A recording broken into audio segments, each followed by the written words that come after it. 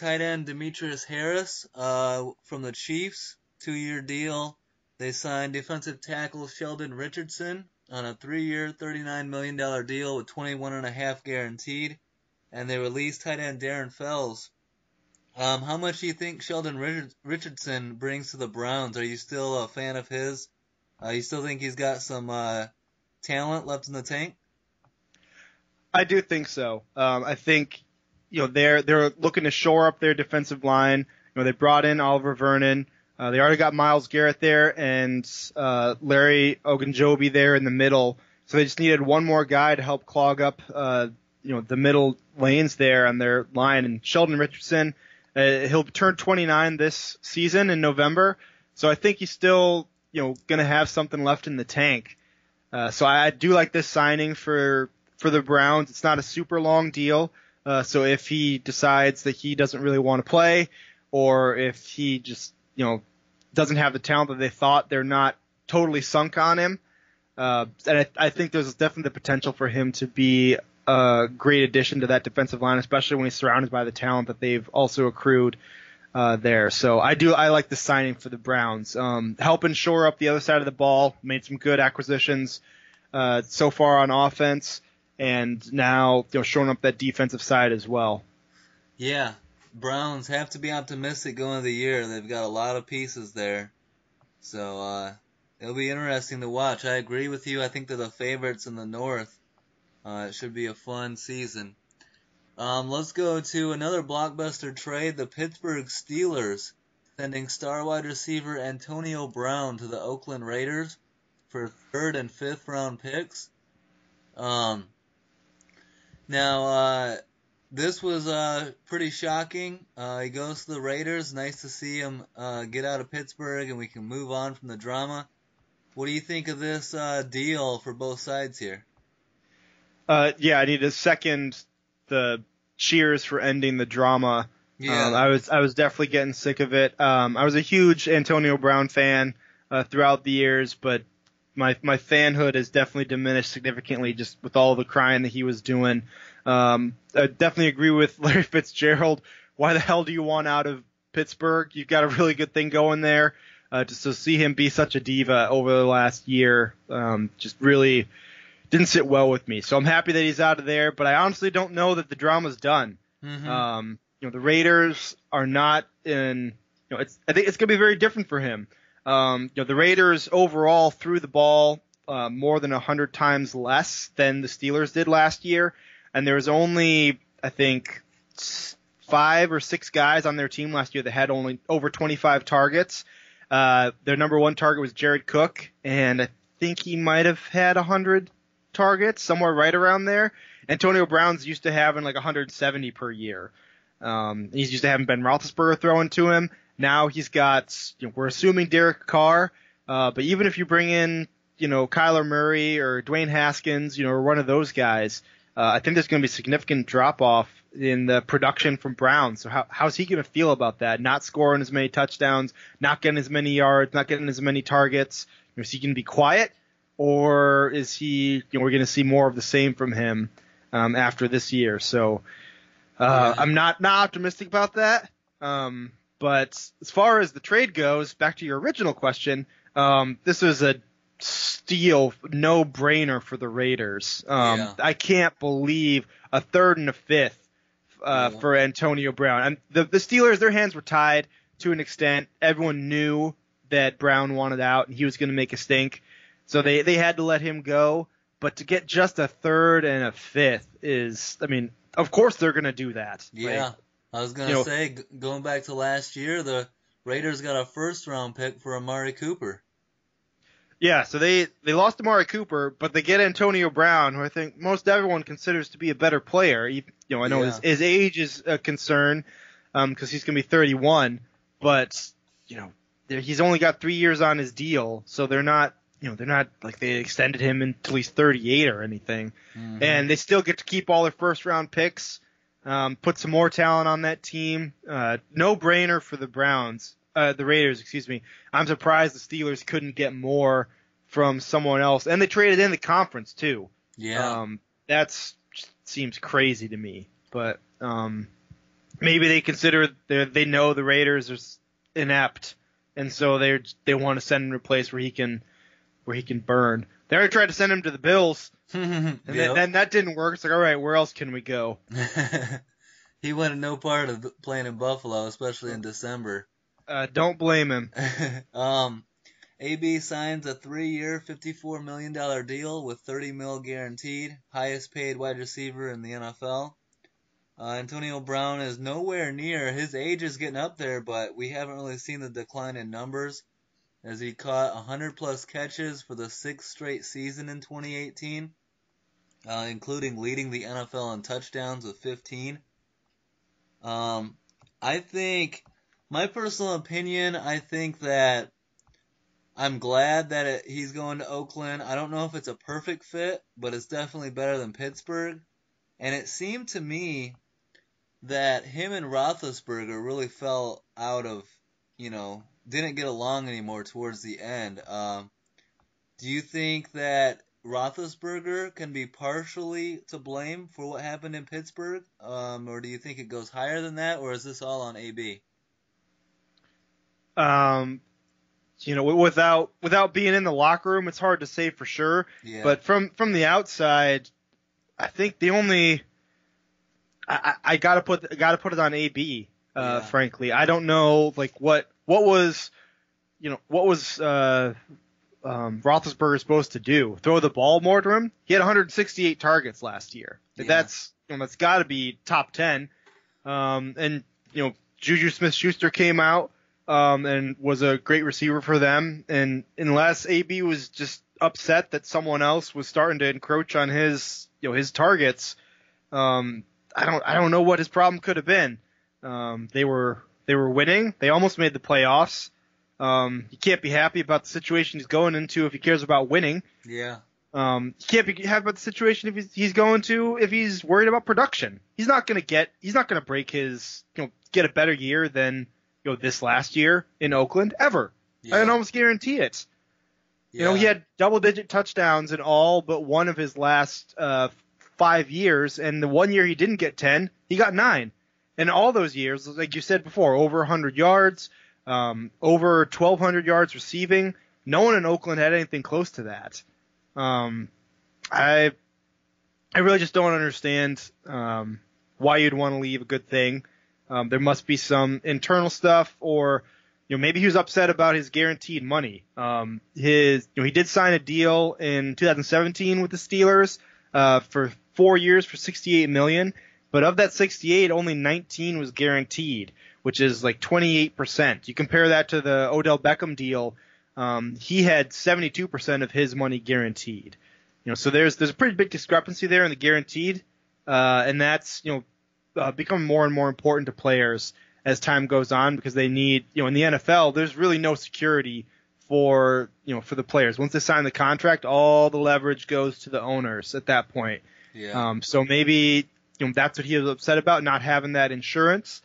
But I'm really interested to see how this season plays out, and with his newly acquired diva status, how he's going to fare in Oakland, which I don't know how you could think that's a better situation. No, definitely not. His production can't. I mean, best case scenario is his production is equal to what it was in Pittsburgh. It's not going to get more, and it's going to be hard to equal what he did there. I'm sure he'll be seeing double and triple teams there in Oakland. So absolutely. And even if he does get the same production, it's all going to be in garbage time because they're losing a bunch. So yeah, he'll get the same amount of, he'll get the stats, but he won't get the W's. So yeah, it will be interesting. I don't know. It's good to see them move on, but maybe not the best fit. We'll see. The Steelers, however, do have Juju Smith-Schuster they can rely upon. They sign corner Steven Nelson to a 3-year, $25.5 million deal, coming over from the Chiefs. And then they trade tackle Marcus Gilbert to the Cardinals for a 6th-round pick. And the Steelers just a couple minutes ago signed wide receiver Donte Moncrief to a 2-year deal. Do you see anything here in the signing of Steven Nelson or Donte Moncrief that you think is a good move? I mean, Moncrief is a pretty good number 2 receiver. He's shown some flashes of skill in his time there. Oh no, he was with Jacksonville this last year. Yeah. Yeah. Well, I was gonna say maybe it's a bad sign that I didn't even remember that he was there, but I'm gonna blame that on now former Jacksonville Jaguar Blake Bortles. Yep. But I think there's some talent there. He's still relatively young. Juju's come out and he's definitely shown that he's talented. James Conner, shown that he can be a solid running back. So they're gonna have a different, top 3 weapons for Roethlisberger, but I think that they'll be okay. Even without AB and Bell. Yeah, I think they'll do just fine. Decent moves there for Pittsburgh. For the Raiders, some other moves they did. They signed safety LaMarcus Joyner to a 4-year, $42 million deal, 21 guaranteed. They signed left tackle Trent Brown to a 4-year, $66 million deal, 37 guaranteed. They re-signed defensive tackle Jonathan Hankins to a 2-year deal. And they signed wide receiver Tyrell Williams, which is an interesting sign. That's a good number 2 there. If he's number 2 next to Antonio Brown, that's not bad. What do you think of, Trent Brown's a good get. LaMarcus Joyner and Tyrell Williams, some decent free agent moves there for Oakland, as well as bringing in Antonio Brown. Yeah, I think there's a little bit of an overpay for Joyner, but we've seen that throughout the free agent market with safeties.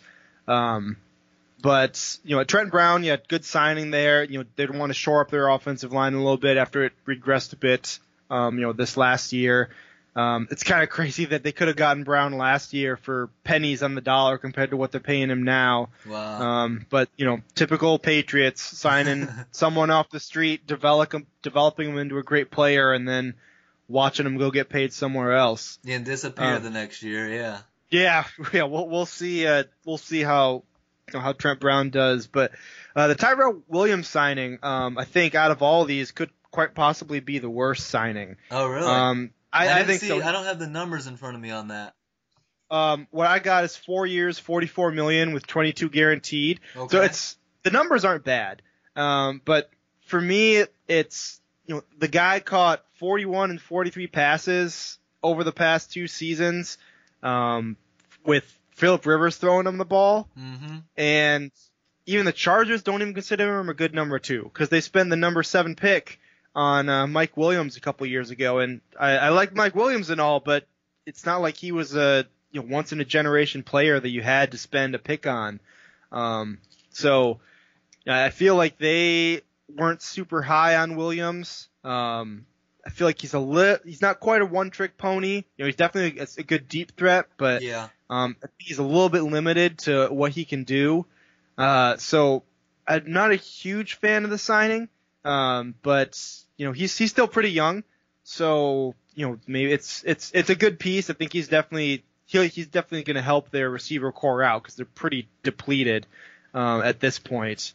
Outside of AB now, but going into this season, I frankly couldn't tell you who any of their receivers are.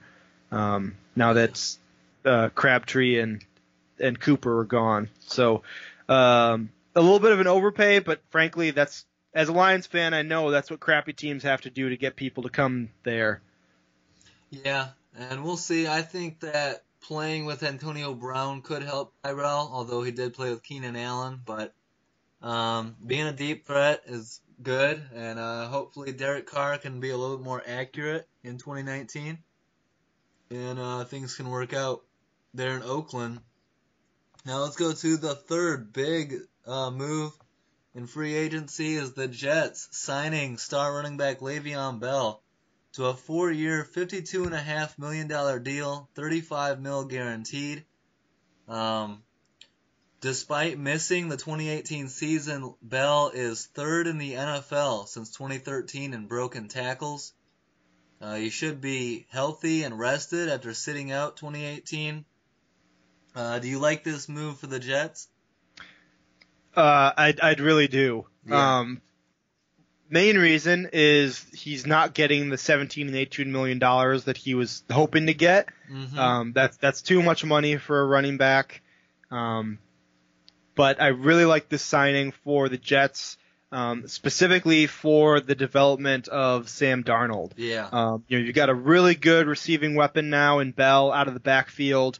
You're going to have someone that the opposing defense is going to have to respect, in the ground game, help open things up for Robbie Anderson, newly acquired Jamison Crowder, Quincy Enunwa. So I really like this signing for Sam Darnold, especially. And frankly, it gives the Jets someone to look forward to watching, because they really don't have a star player on the offensive side of the ball. Obviously they got Darnold, but someone with the name recognition that Bell has, it's going to be exciting for the Jets. And hopefully Bell got what he wanted. Yeah. Because he didn't get the money he wanted, and I don't think he's going to a winning team, but he got out of Pittsburgh. So yeah. I feel like it's kind of the same thing with both of them, both him and Brown. At this point they just needed out of Pittsburgh. So, yeah. Yeah. Now, some Jets fans might say, why are we spending all this money on a running back when the running back we had set the franchise record for rushing yards in a single game in 2018? Isaiah Crowell went off for 219 yards in a game, but Crowell is expected to be released on Friday, and he is owed $2 million. What do you say on that? Do you think Crowell is a starting running back in this league? I mean, 219 yards in one game, that's not bad. Yeah, but that was almost a third of his total rushing yards for last year. That's true. So, every blind squirrel finds a nut every once in a while. I think, this is, there's not very many players that Bell wouldn't be an upgrade from, but this is leaps and bounds. Like, this is almost a different league of player that we're talking about here. And what really helps is his pass catching out of the backfield. He's a safety blanket for Darnold. Absolutely. And, on some teams, they don't have a guy that can do both. So you've got, a guy like Jordan Howard that's not known as a pass catching guy. Mm-hmm. And so when he moves out of the game and they bring in, Cohen, all right, they're not running the ball, or they're most likely not running the ball. The Patriots were awful at that last year, bringing in whenever their rookie was in there. They're running the ball. Yeah. They weren't throwing it to him. I think he had like 3 targets all year. And now Bell, he can run the ball, he can catch the ball. They're not going to know what's coming just because of the personnel that's on the field. And they didn't overpay him by too much. I mean, he's still making more than all the other running backs except for Gurley at this point. But with the wear and tear on a running back, it's hard to want to throw that kind of money when you can. They're not dime a dozen, but it's a good signing for the Jets, though. It's I like the move. Someone was going to have to pay the guy. The Jets had the cap room for it, and it really helps out Darnold, I think. So solid signing by them. Yeah, absolutely. I think it was pretty much the best fit. I wanted Le'Veon Bell to go to the Ravens. I thought a backfield of Lamar Jackson and Le'Veon Bell would have been awesome to watch. Plus, it would have fueled the fire to the Ravens-Steelers rivalry. Would have played him twice a year. Oh, yeah. Man, that would have been good. That would have been awesome, but I'll take it. I think he's landed in a good spot, and we all know Le'Veon Bell does his best work wearing green and white. Yeah. The Jets re-signed defensive end Henry Anderson, 3-year, $25 million deal. Anderson should be a good fit in the Greg Williams 3-4 defense. The Jets almost landed linebacker Anthony Barr, but at the last minute he decided to stay in Minnesota.